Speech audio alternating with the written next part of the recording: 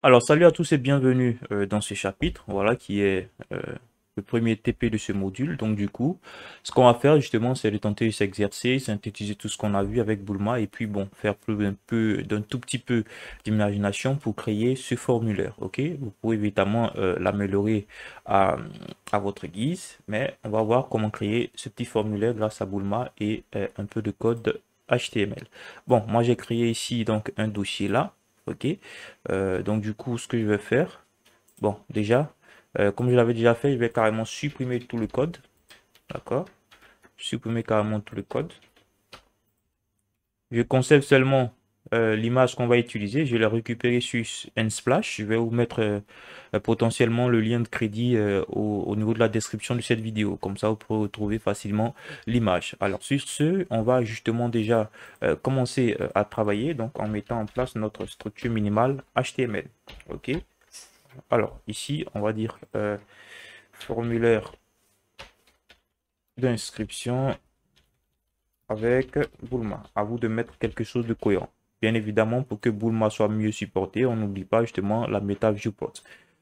Ce qu'on va faire maintenant, c'est tout simplement aller récupérer Bulma. OK? Bulma.io. Documentation, overview, start. Et hop, on copie-colle le code et on met ça ici tout simplement. D'accord?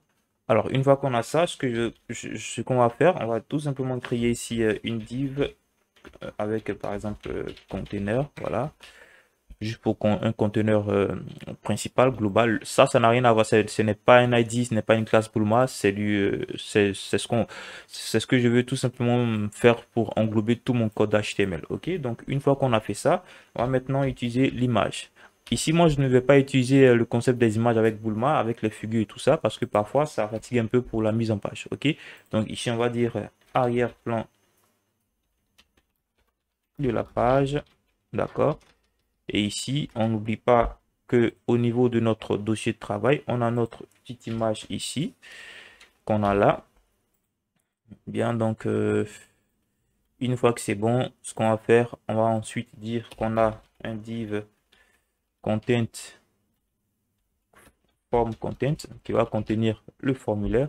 Alors, au-dessus, de ça, ici, la classe content, c'est une classe Bulma et on va étudier ce genre de classe un tout petit peu après dans les prochains modules, mais pas d'inquiétude, c'est juste pour améliorer un tout petit peu le rendu. Donc, on va faire ça. Une fois qu'on a ça, on va effectivement maintenant mettre là notre formulaire, puisque n'oubliez pas, quand on va faire ça, on va essayer de voir ce que ça donne. Euh, bon, du coup, on vient là.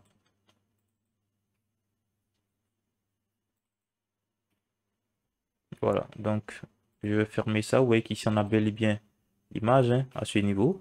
Donc ce qu'on va faire rapidement, vous voyez qu'ici au niveau du projet que j'ai ouvert tout à l'heure, l'image est un peu floutée, donc c'est ce qu'on va faire. Rapidement, on va terminer d'abord la structure HTML. Là, on a notre conteneur de formulaire de contact. Ce que je vais faire, je vais tout simplement mettre ça dans une div box et je vais dire tout simplement box form. Ou ce que je vais faire même, c'est tout simplement dire ici que j'ai ma box ici à ce niveau.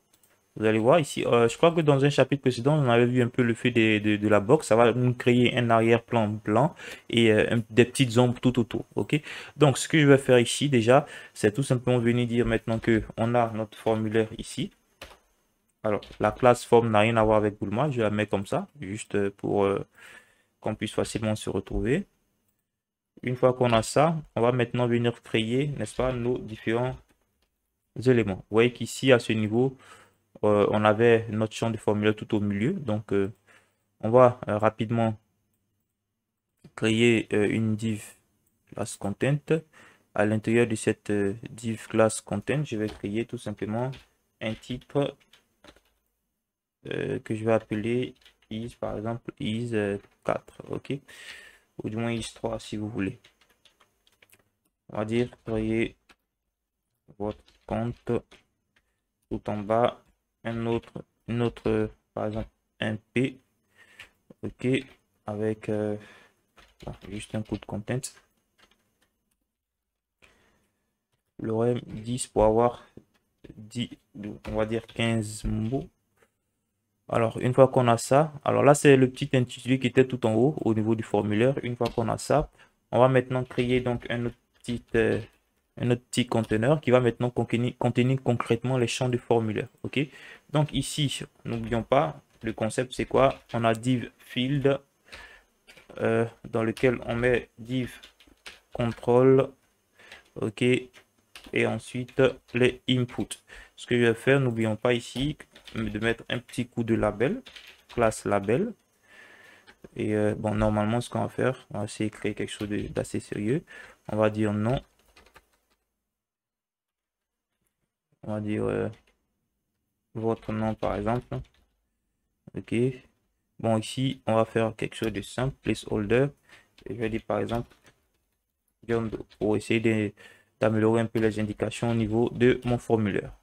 Donc ici, je vais dire required type texte et la classe input. On n'oublie pas afin que Bulma applique sa mise en forme.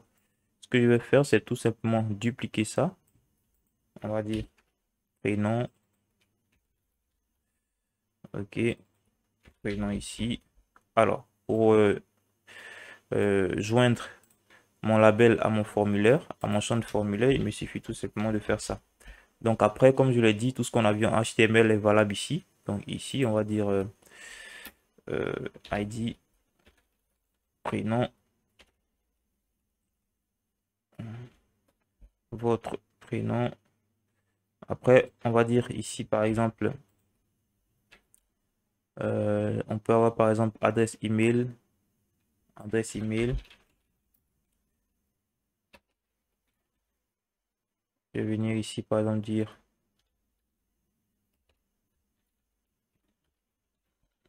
yondo, par exemple, bon, domaine. .com par exemple. Donc on peut avoir hotmail.com, hotmail.fr, gmail.com, et ainsi de suite, tout ce qu'on veut. Là, c'est juste un exemple.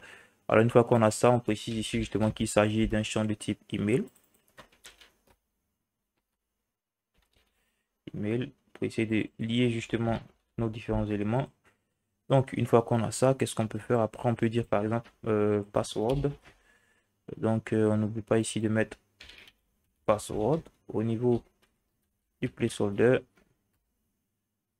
Tout juste des étoiles.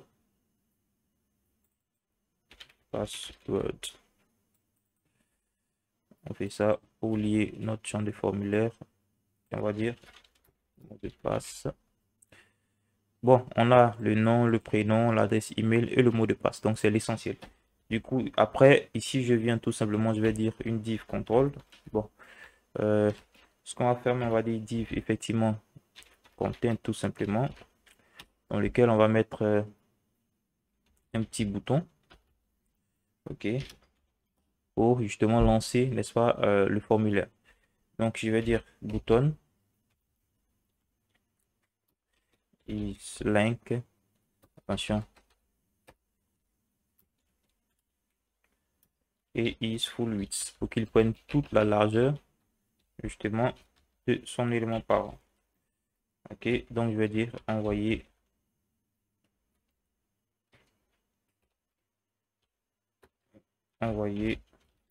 vos données par exemple. OK, alors donc ici on aurait pu mettre par exemple, ce qu'on va faire même, c'est rapidement, on aurait pu dire par exemple ici qu'on veut le fameux le truc de condition d'utilisation. Donc on va venir là, checkbox. Voilà, vous voyez qu'ici on peut rapidement copier-coller. On vient là, la checkbox ici, je vais la mettre même par exemple dans un livre ici field, ou si vous voulez contrôle. OK, gardez la cohérence. Bon, on va dire en cliquant, en vous inscrivant,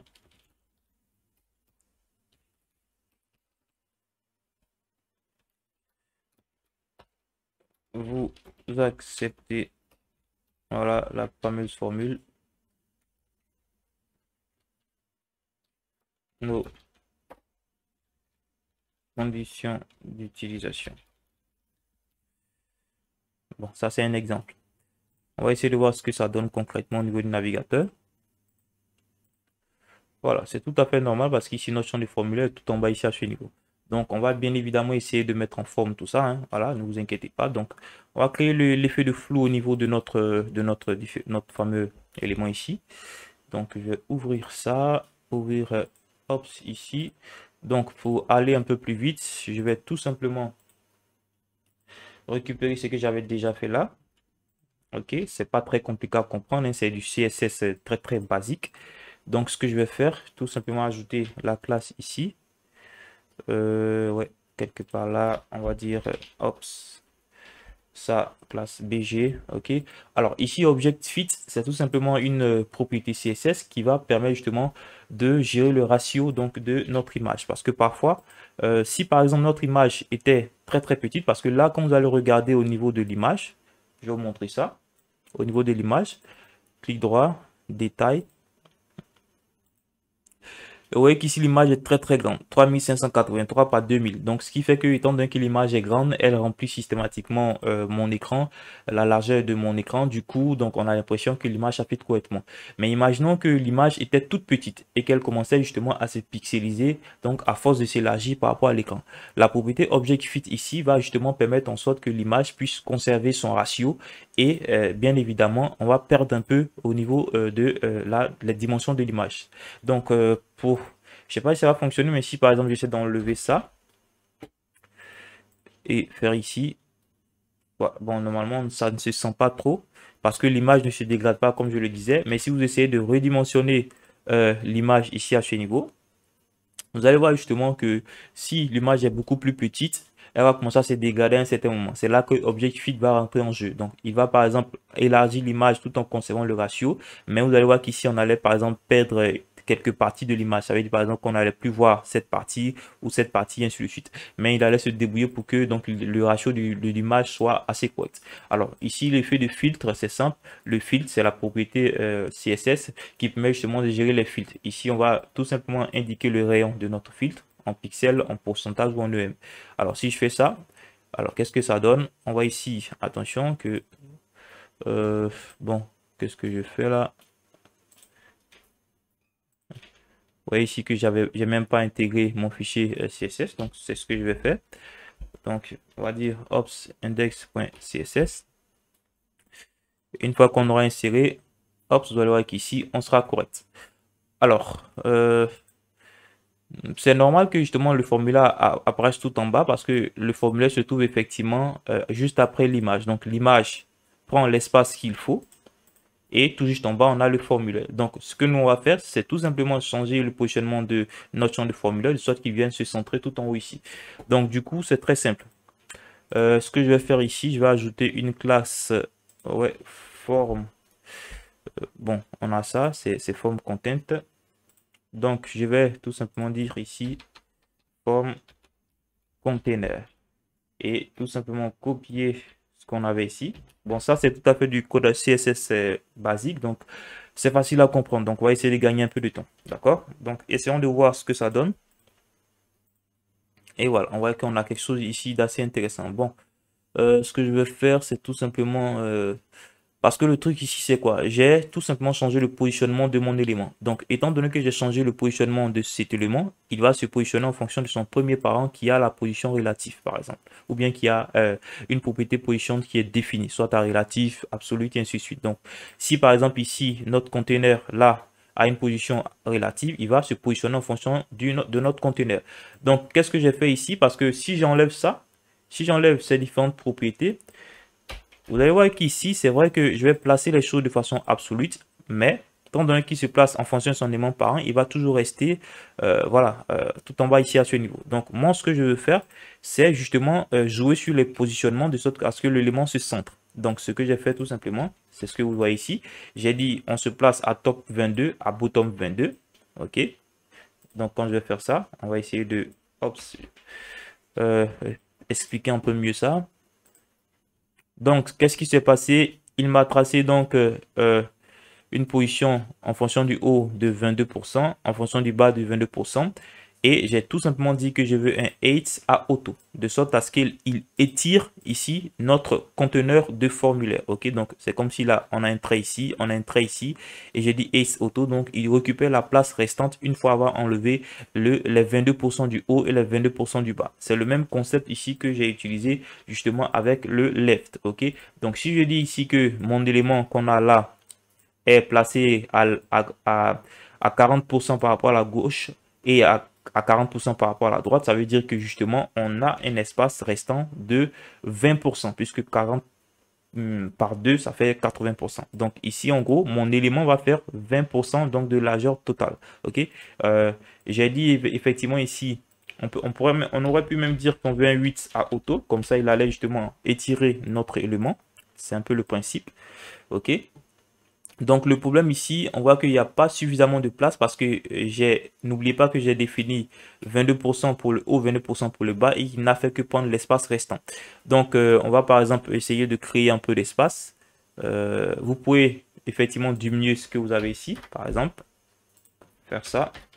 Ok, il y a plein de méthodes pour centrer l'élément, hein, voilà, mais avec le positionnement absolu, c'est un peu plus automatisé que le positionnement relatif, puisqu'avec le positionnement relatif, on allait être obligé de faire les choses au pixel près.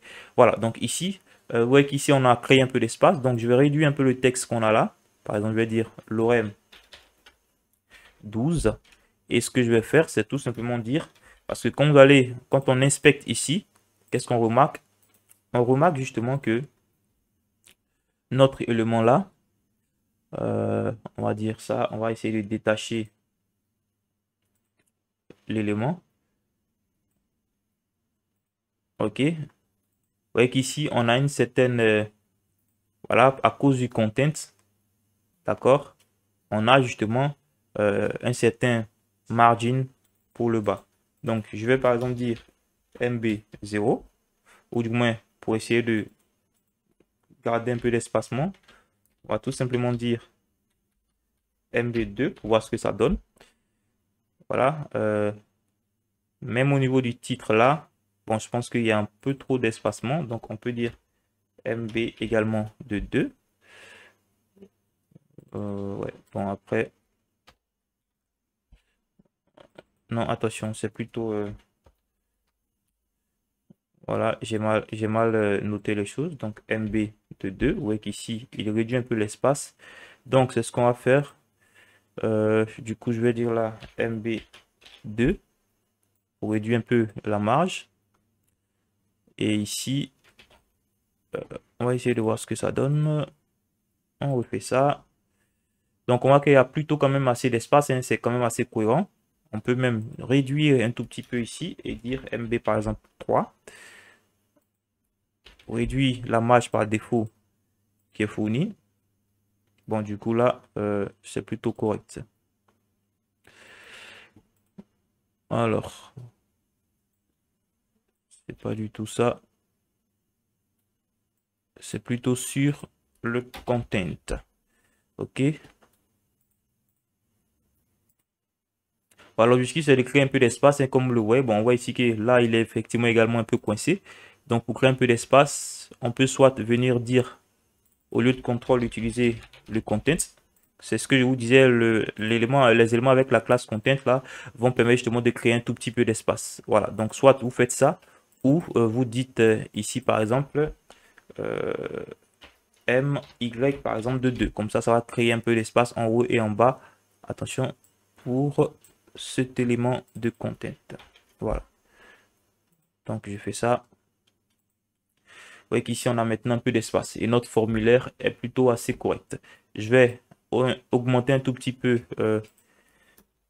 Ici je vais dire PYK5. Donc ça va me créer une marge interne de haut et de bas pour agrandir un tout petit peu le bouton. Ok, donc voici un peu ce que ça donne. Vous pouvez faire plein de tests, hein. Voilà, ils ont utilisé pratiquement tout ce que nous avons vu au niveau donc de Bulma pour travailler. Voilà, Donc, ce qui peut être intéressant même, c'est que vous mettiez par exemple des icônes, ok, au niveau des champs de formulaire. Donc, moi, c'est quelque chose d'assez basique que je vous ai fourni. Libre à vous justement de pratiquer, de vous entraîner et de justement exploiter tout ce que nous avons vu pour faire un formulaire un peu plus complexe. Vous pouvez même par exemple, en fonction de tout ce que vous savez, hein, voilà, créer une barre de menu ici. Bon, il y a plein de possibilités qui vous sont offertes. Voilà, je laisse jouer votre imagination. Et autre chose au niveau des formulaires, vous devez savoir justement que on a la possibilité, je crois que c'est au niveau de input ici, de créer des formulaires qui sont positionnés de façon verticale. Ok, c'est où déjà, essayons de voir au niveau des généralités. Voilà. Vous pouvez utiliser ce genre de formulaire, voilà, qui se place de façon assez verticale. Voilà, pour essayer par exemple de créer des champs de formulaire qui sont face à face. Donc, essayez de jeter un coup d'œil sur cette méthode. C'est assez simple avec Bulma. Ok, donc voilà, libre à vous de faire preuve d'imagination. Donc, je crois que c'est tout en ce qui concerne ce TP. J'espère que vous avez compris. Je vais vous fournir sûrement le lien du code de ce projet, soit sur Git ou en description. De toute façon, vous aurez le code source. Donc, libre à vous justement de vous entraîner, de pratiquer, d'étudier un peu plus ce code pour comprendre concrètement ce que nous avons fait. Donc, je vous donne rendez-vous déjà dans le prochain chapitre. Hein, voilà. On va on va faire encore un autre exercice pratique pour justement exploiter ce qu'on a vu au niveau des tableaux avec Bulma. Donc, rendez-vous dans le prochain chapitre.